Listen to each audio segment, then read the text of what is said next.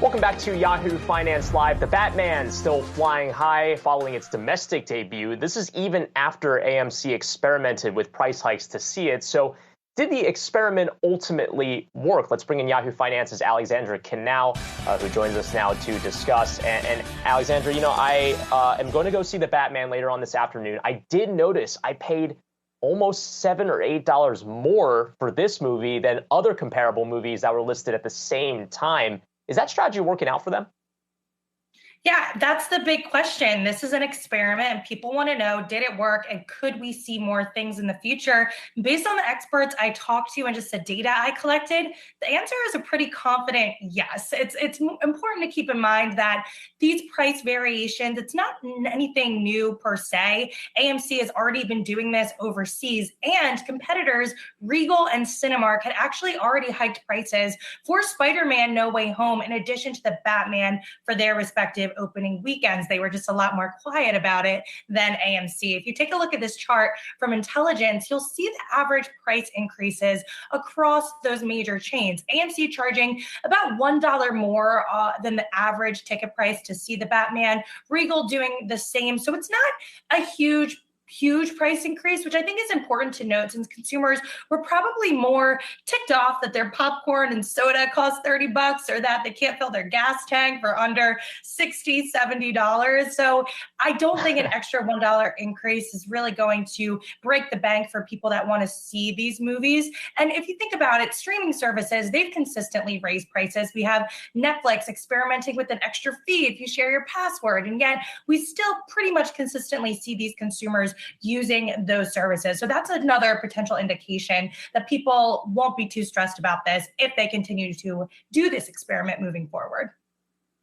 Yeah, I get, you know, if you want to offset that, I guess you can go and see a matinee screening instead. But I want to ask about how this impacts, because, look, we already know about ticket price disparities. Anyone that's bought an Imax ticket over a regular ticket or 3D, right? There's premium screens.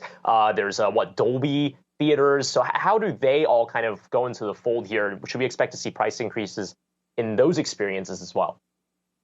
For sure. And it's interesting to note, too, because 22% of moviegoers opted to see the Batman in a premium format on opening weekend. That's according to Intelligence. And as you said, that's already a more expensive option. And pre-sales for those experiences were through the roof. In fact, Imax sold out at 350 locations weeks prior to the Batman's debut. And that was even after AMC implemented these price hikes. So that tells us, once again, that this wasn't a big concern for consumers.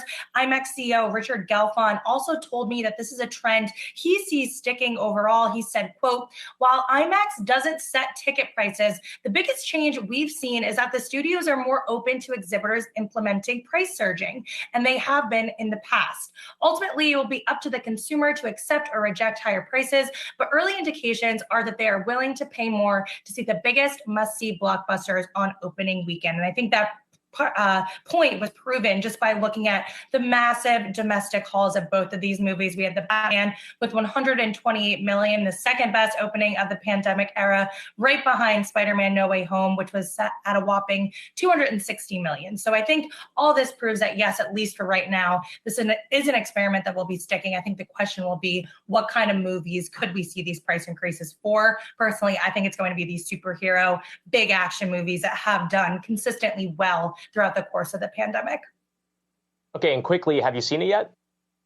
Yes, I have seen it. And it's interesting because when I went to see it on opening weekend, I had to go through several towns to even find a theater that could accommodate 3 people. It was crazy. So I think that just goes to show people are buying these tickets online. They're doing the pre-sales and they wanted to see this movie in the theater. There's so many options right now to sit at home and entertain yourselves, but people really want that experience. And I think that's why we saw foot traffic surge at AMC locations, why these tickets sold out. So I thought it was really good, but I don't know. I'm excited to hear your interpretation, Brian, when you see it later today. Okay, yeah.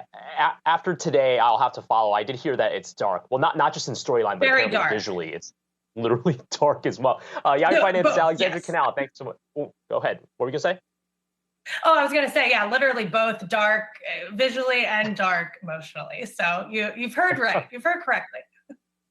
All right, good to know. Yahoo Finance's Alexandra Canal, thanks so much for breaking all that down for us.